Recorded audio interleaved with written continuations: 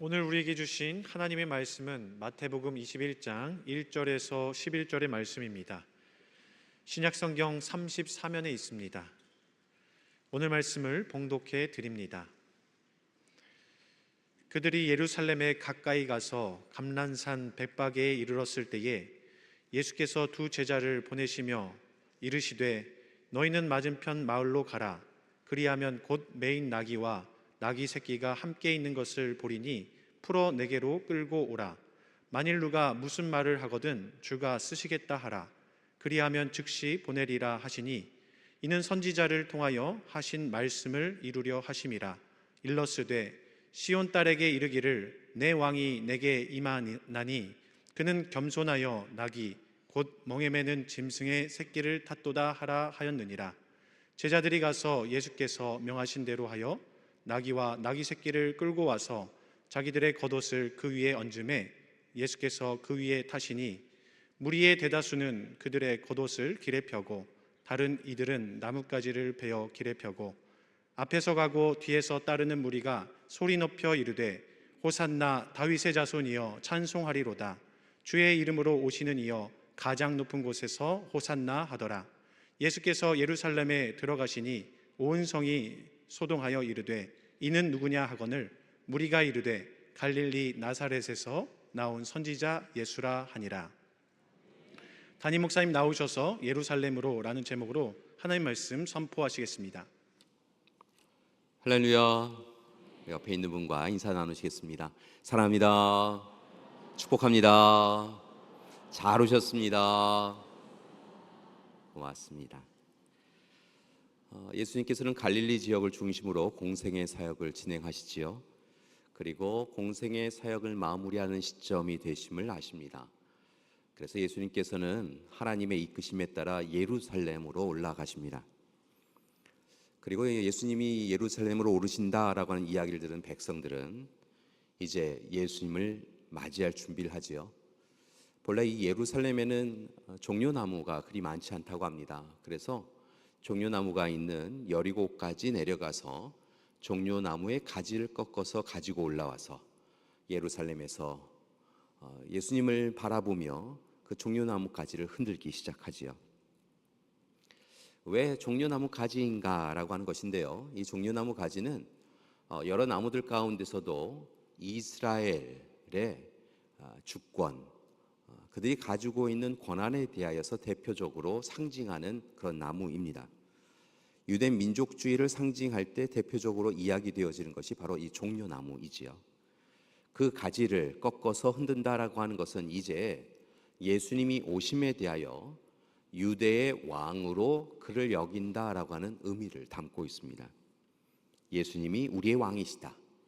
자신들을 지금 다스리고 있는 로마도 아니고 자신들을 다스리고 있는 헤롯도 아니고 예수님께서 우리의 메시아 구원자이시며 우리의 왕이시다라고 하는 것을 그들은 종려나무 가지를 흔들며 고백하고 찬양하고 있었다는 것이지요.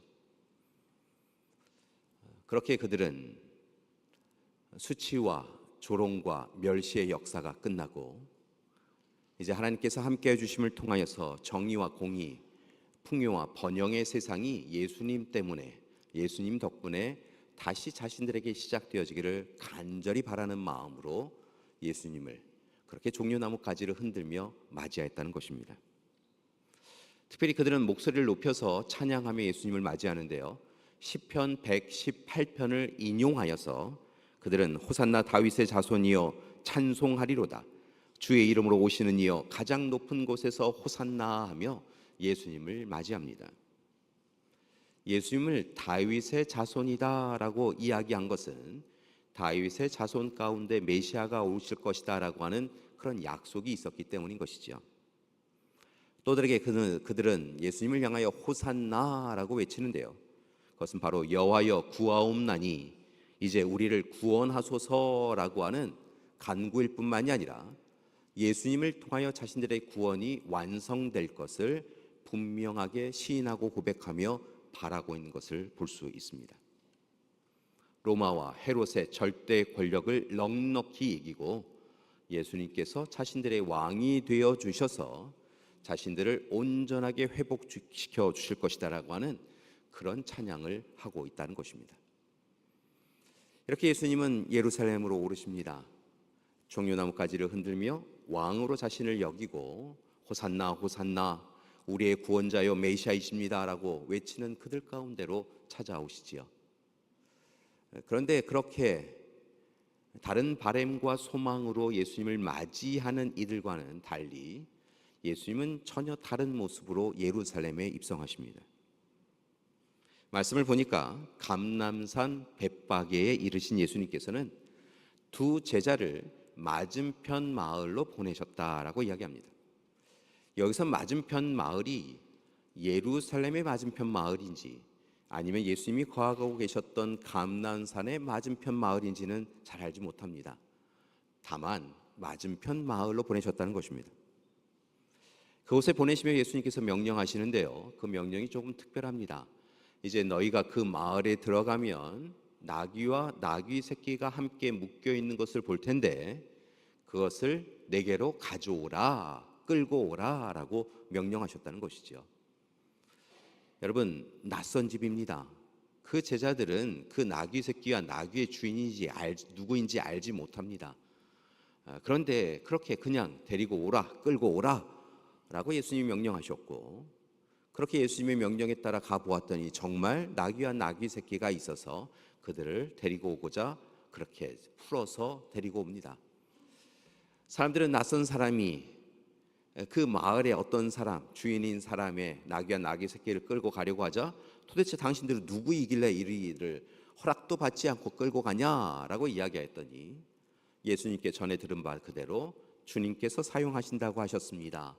예수님께서 하신다고 하셨습니다 라고 전합니다. 놀라운 것은 예전에 예수님을 만나고 예수님으로 인하여 전하여진 복음의 말씀을 감동과 감동으로 누렸던 사람인지요, 그 주인이 마다하지 아니하고 쓰십시오라고 내어드리지요. 그리하여 마침내 예수님께로 나귀를 끌고 왔는데요, 곁에 있었던 제자들과 백성들이 놀랄 일이 일어납니다. 그것은 바로 예수님께서 그 나귀에 타셨다는 것입니다. 당시에 나귀는 짐을 부리는 데 사용하는 수단으로 여겨졌습니다. 그러니까 사람이 오래전엔 함께 타기도 하였고, 가난한 사람들 가운데에서 몸이 연약한 이들 가운데는 나귀를 타는 경우가 있었지만 예수님의 시대에는 나귀를 타는 경우가 그렇게 흔한 경우가 아니었다는 것입니다. 그런데 예수님께서 아무도 사람을 태우지 않은 것 같은 그 나귀에 타십니다. 부지런하게 제자들이 옷을 벗어서 겉옷을 그 나귀의 등에 올려놓지요. 그리고 그 나귀를 타고 오르십니다. 여러분 한번 상상해 보십시오. 예루살렘을 올라가는 길입니다. 그런데 그 예루살렘을 올라가는 그 길 가운데 나귀, 사람을 타여보지 않은 나귀가 얼마나 몸을 흔들면서 불편해하면서 그 길을 걸어 올라갔겠습니까? 예수님의 발이 이곳저곳에 땅에 그을렸으라 생각이 듭니다. 그런데 예수님께서는 굳이 그 길을 나귀를 타고 오르신 것이지요. 사람들은 이해할 수 없었습니다. 당시에는 나귀를 타는 것이 아니라 말을 타는 것이 일반적인 모습이었기 때문에 그렇습니다. 예수님이 앞서서 그곳에 왔었던 빌라도 총독을 비롯한 총독들, 그리고 전쟁터에서 승리를 거두고 로마로 가기 전에 예루살렘에 들렀던 많은 장군들, 총독들은 대부분 말을 타고 왔습니다. 실은 어떤 문헌을 보니까 예수님의 앞서서 예루살렘에 입성하였던 한 장군은 흰 말을 타고 왔다라고 하는 표현도 있는 것을 볼 수 있었습니다. 그렇게 말을 타고 있는 것이 일반적인 모습이었고, 또 다르게는 그렇게 말을 타고 와야 사람들은 그를 존중하며 존경하며 그가 참 대단한 사람이다라고 인정하던 시기였다는 것입니다. 그래서 사람들은 마음 한편으로 예수님도 말을 타고 오셨으면 좋겠다라고 생각하였는데 말이 아니라 나귀 새끼를 타고 올라오고 계셨다는 것입니다. 왜일까요? 예수님은 한편으로는 다윗과 같은 왕, 권력과 힘을 가지고 있는 왕이 오시리라 생각하였던 사람들의 기대와는 달리 이 땅에 평화와 평강을 전해주시려고 오시는 겸손의 왕이신 것을 보여주기 위하여 나귀 새끼를 타셨습니다. 사실은 예수님의 생애가 그랬습니다. 왕 중의 왕이시요 하나님 자신이신 예수님께서는 왕궁으로 오신 것도 아니고 귀족의 집안으로 오신 것도 아니었습니다. 베들레헴 가축우리 돌구유로 오셨고 일평생 가난한 이들과 약자들과 병자들과 함께 하셨습니다. 때로는 세상 사람들의 기준으로는 저들은 죄인이다, 그들이 죄를 범하였기에 병이 들었고, 죄를 범하였기에 그들이 가난하고, 죄를 범하였기에 그들이 공궁한 삶을 살아가고 있다라고 여기는 사람들 곁에 예수님은 주저함 없이 함께 가셨습니다. 그들과 함께 있음이 이미 정결법을 어기는 것이다라고 이야기하는 사두개파 사람들과 바리새인 사람들, 제사장들의 이야기가 들려왔지만 하나님께서는 이들을 사랑하신다, 이들도 사랑하신다라고 이야기하며 그들 곁에 가셨고, 하나님께서 너희를 사랑하신다고, 하나님 나라의 복음은 너희에게도 주어진 것이다라고 말씀하여 주시지요. 그렇게 내려놓고 비우는 삶을 실천하셨습니다. 예수님은 일주일간 예루살렘에 머무시면서도 똑같은 모습을 보이십니다. 자신을 비우고 내려놓으셨습니다. 제자들을 위하여 종 중에서도 가장 낮은 종이 담당하였던 발 씻음을 자신이 스스로 행하시지요. 제자들의 시선보다 더 아래로 거하십니다. 예수님께서 제자들의 더러워진 발을 씻기시지요. 그리고 그들의 발을 닦으십니다. 그렇게 예수님은 한 주간의 삶 가운데서도 오직 하나님의 말씀에 순종하셨고, 마침내 유대인에게는 거리끼는 것이요 이방인에게는 미련한 것이었던 십자가를 향하여 나아가십니다. 마땅히 그 십자가형에 쳐야 될 이들은 다른 이들, 그곳에 있었던 죄인들, 오늘 이 시대를 살아가는 저와 여러분인데, 예수님은 오히려 우리를 위하여 스스로를 비우고 내려놓으셔서 십자가를 향하여 나아가 죽임을 당하십니다. 분명한 것은 주님이 그리 행하셨기에 자신을 비우고 내려놓으시고 나귀 새끼를 타고 오르셨던 주님께서 십자가로 나아가 자신의 생명을 내어주셨기에 저와 여러분은 오늘 이 시간 구속과 구원의 은혜를 누릴 수 있고, 죄로 인한 죽음의 울타리를 벗어나서, 얽매임을 벗어나서 영원한 생명의 자리에 이를 수 있는 것이지요. 바라고 나기는 오늘 이 시간 우리를 위하여 예루살렘으로 오르시고, 우리를 위하여 나귀 새끼를 타시고 겸손하셔서 무릎 꿇으셨던 그 주님, 그리고 마지막 골고다의 언덕에 오르기까지 우리를 향하신 사랑을 멈춤 없이 행하셨던 주님을 기억하시고, 주님과 함께 예루살렘으로, 주님과 함께 골고다로 나아가는 우리가 되길 소망합니다. 여러분, 오늘 이 시간 우리의 겉옷을 주님 앞에 내어드리는 이 시간이 되길 소망합니다. 오늘 말씀을 보니까 겉옷을 나귀의 등만이 아니라 많은 이들이 자신들의 겉옷을 길에 내려놓았다라고 이야기합니다. 겉옷이라고 하는 것은 단순히 외투를 의미하는 것이 아니라 당시에는 존재를 의미하기도 하였습니다. 그러니까 백성들이 자신의 겉옷을 주님 가시는 길에 내려놓았다라고 하는 것은 자신의 전 존재를 다하여서 주님을 바라봅니다라고 고백하고 있었다는 것이지요. 우리도 그리 행해야 될 줄 믿습니다. 우리의 삶을 다하여, 전 존재를 다하여 주님을 우리의 삶에 모셔드려야 합니다. 호산나, 주님을 향하여 우리를 구원하소서라고 외쳐야 될 줄 믿습니다. 분명한 것은 우리를 바라보시며 우리를 위하여 예루살렘으로 오르시는 그 주님 곁에 우리도 함께 있어야 될 줄 믿습니다. 그리고 이제 오늘부터 시작되어지는 고난주간, 그리고 부활주일까지 우리가 마땅히 지켜야 될 세 가지를 여러분에게 부탁드리고자 합니다. 첫 번째는 새 사람이 되어야 한다는 것입니다. 옛사람의 모습을 벗어버리고 새 사람이 되어야 합니다. 옛사람의 자리에서 벗어나서 완전한 삶의 자리를 변경하여 새 사람의 자리로 이르러야 한다는 것입니다. 우리는 늘 고백하였습니다. 옛사람의 모습을 벗어버리고 새 사람이 되겠다고 머리로 이해하고 입술로 되뇌었습니다. 그러나 정작 우리의 삶을 들여다보면 우리는 여전히 옛사람입니다. 탐욕과 욕심에 물들어 옛사람으로 머물고 있습니다. 교만하고 자만하여 옛사람으로 머물고 있습니다. 익숙한 죄, 반복되는 죄, 무뎌진 죄에서 우리는 이곳이 좋사오니 하며 살아가고 있습니다. 오늘 예루살렘으로 오르시는 주님, 우리를 위하여 골고다로 나아가시는 주님 앞에서 이제 정말 새 사람으로 살아가는 저와 여러분이 되기를 간절히 기도드립니다. 죄와 악을 벗어버려야 합니다.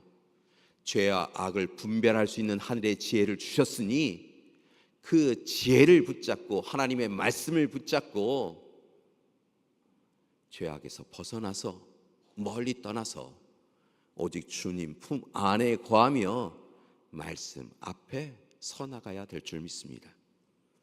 악한 언어와 행실은 행해서도 전해서도 안 됩니다. 이 일을 내가 행하면 죄가 된다라고 하는 것을 안다면 해서는 안 됩니다. 이 말을 내가 전하면 누군가가 불편한 일을 당한다라고 하면 우리의 입술을 닫고 멈춰 서야 합니다. 몰라서 그랬다라고 이야기할 수 있는 일이 아니라는 것입니다. 옛사람의 모습을 벗어버리고 새 사람으로 살아야 합니다. 머리로만 이해하고 입술로만 되뇌는 것이 아니라 우리의 삶에서 이제 새 사람으로 살아가야 합니다. 그러기 위해 말씀의 사람이 되십시오. 기도의 사람이 되십시오. 찬양하는 사람이 되십시오. 모든 곳에서 예배자로 서나가는 여러분 되길 소망합니다. 여러분 새 사람이 되어야 합니다. 이제 예루살렘으로 오르시는 주님의 모습을 바라보며 우리가 두 번째로 행해야 될 것은 오직 예수님과 동행해야 한다는 것입니다. 주님과 동행해야 합니다. 우리의 손을 붙잡고 계신 주님과 동행해야 합니다. 안타까운 것은 때로 우리의 삶을 들여다보면 우리의 손을 붙잡고 계신 주님의 손이 버겁고 힘겨워서 우리의 탐욕과 욕심을 멈추기가 힘들어서 주님의 손을 내팽개치고 우리가 원하는 삶을 살아가더라는 것입니다. 여러분은 어떠셨습니까? 지난 한 주간 주님의 손을 꽉 붙잡고 계셨습니까? 아니면 물질을 붙잡는 것에 최선을 다하셨습니까? 권력을 붙잡는데 최선을 다하셨습니까? 아니면 오른손으로 여러분의 왼손을 붙잡고 그렇게 자족하며 사셨습니까? 분명한 것은 물질과 권력과 힘, 자신의 손을 붙잡는 이는 주님의 손을 붙잡을 수 없다는 것입니다. 오직 주님의 손을 붙잡고 주님과 동행하는 우리가 되길 소망합니다. 요즘 운전대를 붙잡으시면 다들 내비게이션을 틀고 차를 운전하시지요. 여러분, 우리의 인생 가운데 자신의 의지와 욕심으로 다른 길 가다가 잘못된 길에 서지 마시고 우리의 인생길에 진정한 인도자요 안내자이신 주님의 음성에 귀를 기울이고 살아가야 될 줄 믿습니다. 주님 말씀하시면 나아가고 주님 말씀하시면 멈추어 서셔야 되는 것이지요. 우리의 삶의 기준과 판단, 가치관 그리고 삶의 운전대를 주님 앞에 내어드리고 주님의 손 붙잡고 주님과 동행하는 우리가 되어야 될 줄 믿습니다. 좋은 때만이 아니라 힘들고 어려울 때 주님의 손을 더 붙잡는 우리가 되어야 될 줄 믿습니다. 마지막으로 세 번째 여러분에게 부탁드리는 것은 이제 우리에게 맡겨진 십자가를 지고 골고다로 나아가야 한다는 것입니다. 주님이 우리를 위하여 십자가를 진 것처럼 우리도 우리의 등과 어깨에 우리의 십자가를 확인해야 합니다. 여러분,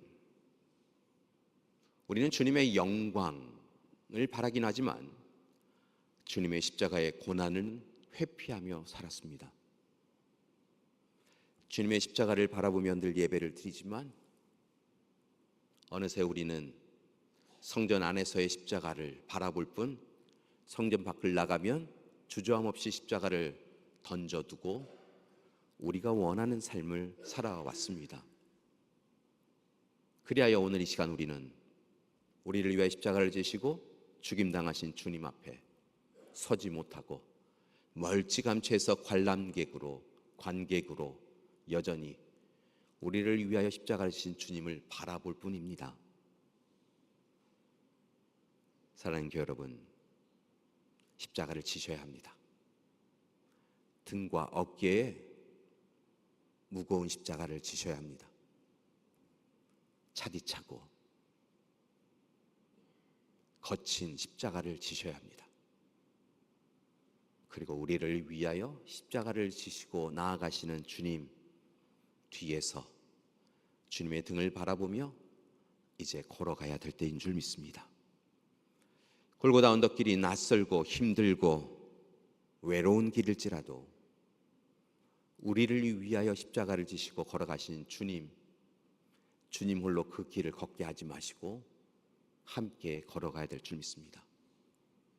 오늘 우리가 걷고 있는 이 길이 주님이 계신 길이 아니다라고 하면 멈추어 서셔서 돌이켜 회개하시고 주님이 걸어가신 그 길이 가시밭길이어도 힘든 길이어도 걸어가야 될 줄 믿습니다. 사랑하는 교회 여러분, 오늘 주님께서 예루살렘으로 오르십니다. 겸손의 왕으로, 평화의 왕으로 나귀 새끼를 타고 오르십니다. 그리고 우리를 위하여 골고다로 나아가십니다.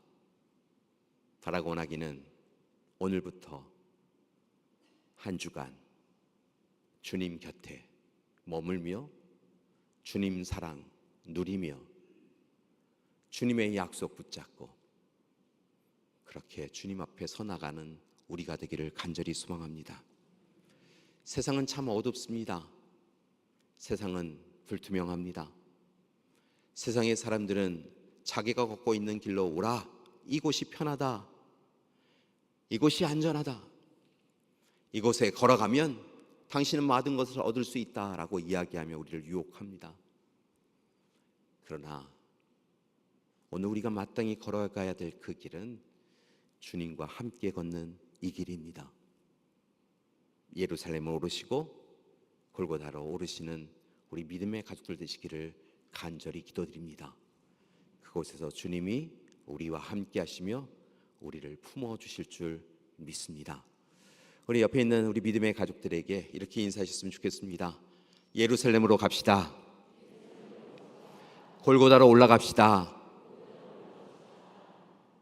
주님이 우리와 함께 주실 줄 믿습니다. 함께 기도하시겠습니다. 사랑의 주님, 오늘 이 시간 예루살렘으로 오르시는 주님을 뵙습니다. 세상 사람들은 주님이 오시면 다윗과 같은 왕이 되실 것이라고, 왕권을 되찾아서 부귀와 영화를 허락해 줄 것이라고 바라며 그렇게 예수님을 맞이하였습니다. 그런데 예수님께서는 나귀 새끼를 타고 오르셨습니다. 일평생 가난하고 연약한 이들을 위하여, 슬픔에 거하는 이들을 위하여 무릎 꿇으셨던 주님은 그날도 나귀 새끼를 타고 겸손히 오르셨습니다. 그리고 마침내 골고다로 향하십니다.